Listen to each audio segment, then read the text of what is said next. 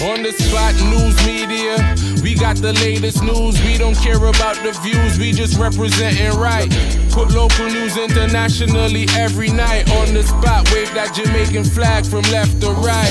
Let's get it right, y'all know the type. We ain't dealing with the hype. We make it take flight.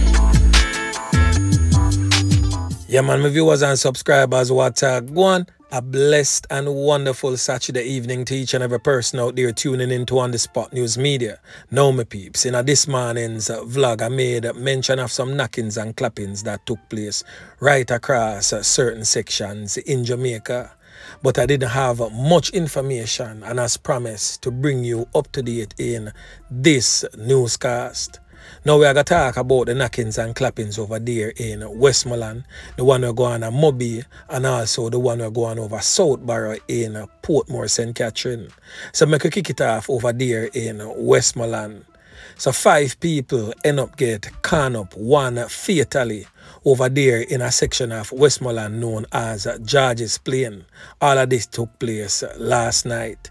The deceased man presently on your screen has since been identified as Rojay Mowatt, otherwise known as Boy in the streets. He is of a burnt savannah address in the parish of Westmoreland. Mowatt is said to be in his early 20s.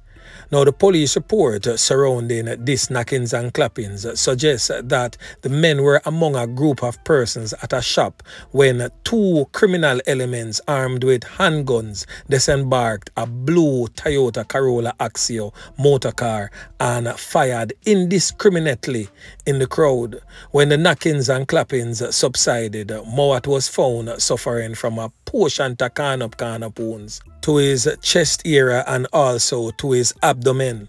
The other men who got caught up in that brutal knockings and clappings suffered from wounds to their leg, foot, hip, and also their thighs, respectively.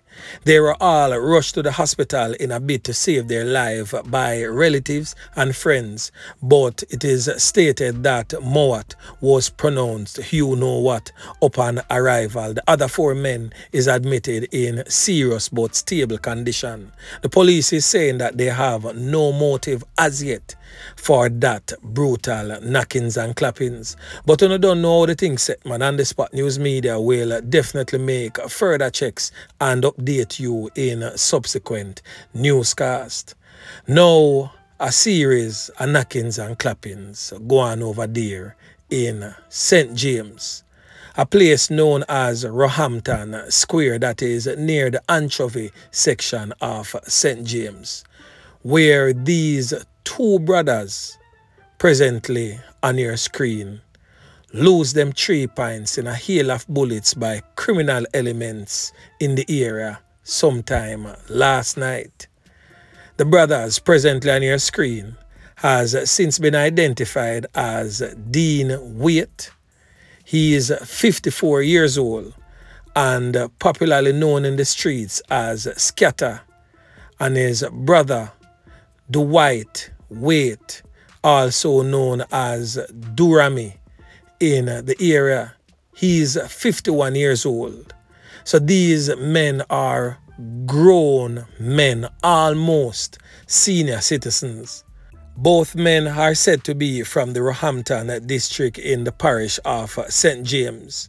Now, the police report surrounding that brutal knockings and clappings suggests that sometime around 9:40 p.m. the brothers were at a bar owned and operated by Dwight when they were pounced upon by armed criminals armed with handguns who opened fire indiscriminately, so hitting both brothers. The police was, however, summoned to that brutal scene, and upon their arrival, the lifeless body of Dwight was seen laying on its back in a pool of red substance leaking from his body, with what appears to be some serious corn wounds to the head and upper body. Dean, who received some serious corn wound also to his abdomen, was rushed to the Cornwall Regional Hospital in a bid to save his life by concerned residents. But sad to say, he too did not make it, as he died whilst undergoing treatment. The police reportedly found 4 9mm spent shells on the crime scene. No motive has yet been established for that knockings and clappings. Now, and a 2 young boy them here, a 2 big man in them 50s, brothers. On the Spot News Media definitely have to do some deeper digging into this one, because me personally want to know why them all dirty kind of boy continue to wreak havoc on our citizens. Now let me say this, residents of Roehampton, you need to take a stance. You know, say good little rural settlement area I get from bad to worse. You not tired to see elder men and women drop out, lose them life, spread out like sheet in the street for no reason at all. And all of this is being perpetrated by your own children. Some of no man, some of no son, some of no brother, some of no uncle, some of no cousins. You don't know these criminal elements, because it is not done by anyone outside. You don't know them. And a full time now, you push them out before it comes knocking on your door. Gone are the days when, because you're not involved in a war, that mean your life safe. Them days they're gone. The can't catch quacko, catch shot thing is definitely a reality in Jamaica. So the ones and ones them definitely need to be careful before your shot get caught. Yeah, man. Now over there in the St. Catherine South Police Division, a man end up lose 3 pints, and a 3-year-old child and her grandfather get caught up and seriously injured following a knockings and clappings over there in the community of South Borough. Now, On the Spot News Media has been following the upsurge of crime and violence in South Borough since early last year. And on your screen is some vlogs that I covered that is definitely worthy of your time for you to sit back and watch, so you can see where the South Borough war really come from and where it is leading to. You will definitely get a chance to see the name and faces of most of the players, the knackies and clappies them in the war we are going over South Borough. Now, the man who has lost his life is presently on your screen right now. He has since been identified as Robert Reid, otherwise called Willie Reds. He is 42 years old and said to be a fruit vendor over there in South Borough. Now, it is reported by the police that sometime about 7:10 p.m., Robert Reid was serving customers at his fruit stall when he was pounced upon by armed criminals who opened fire, hitting him all over his upper body. Now, he fell to the ground, after which the gunmen went over him and give him a couple more can to make sure say he did not make it, and then fled. It was thereafter discovered that a 3-year-old and their grandfather, who was also nearby in close proximity, were also hit and seriously injured during that knockings and clappings. The grandfather sustained injuries to his left eye and lower back, whilst the child was injured in her left shoulder and sections of her upper torso. The 3-year-old and the grandfather was, however, assisted by residents to the hospital, where they are being treated in serious but stable condition. Now, the South Borough war is definitely a long-standing one that needs to be nipped in the bud right away.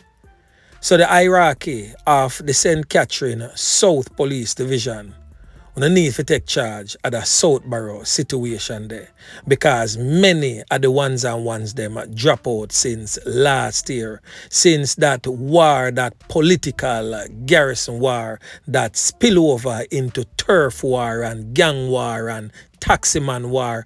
All sort of persons has been drawn into it because they are either related to or associated with, or they are from a certain political divide. So this war is one big piece of mix-up and blender. And the sad thing about this mix-up and blender type of war, you know, most of who really have them hands deeply and heavily involved in this knockings and clappings here. And of them will lose them 3 points. Is either somebody close to them who is related to or associated with them, or them people there ever lose them 3 points.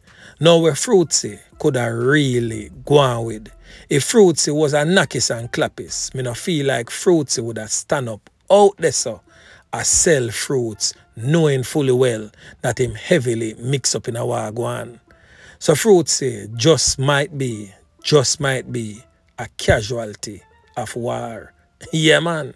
Now over there in the least volatile part of the island, from your ear we said that you don't know, so we are talking about over there in Portland.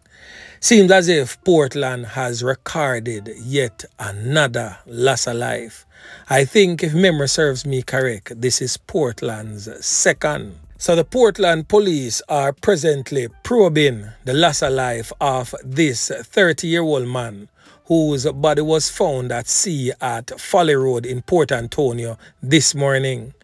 The body of the man has since been identified by family members as Kevan Johnson. He's of a Folly Road address in the parish. His body was discovered near the shoreline during a search that started on Friday and involved family members and other residents from his community.